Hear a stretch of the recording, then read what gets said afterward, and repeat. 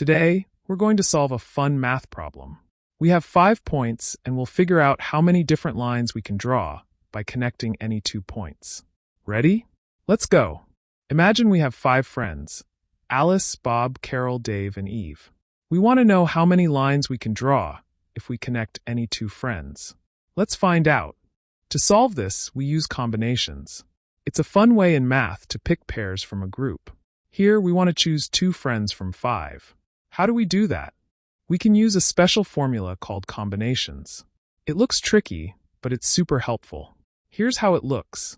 Now, let's solve it step by step. We find that we have 5 choices for the first friend and 4 for the second. Divide by 2 choices at the end, and we get 10. So we have 10 ways to pair up our friends. That means there are 10 different lines we can draw by connecting any 2 of the 5 points. Now you know how to solve similar problems in the future. Great job! Remember, combinations help us find how many ways we can choose pairs from a group. Always break problems into smaller steps to make them easier to solve. And now you understand a bit more about factorials and combinations. Keep practicing and have fun with math. Thanks for watching the video.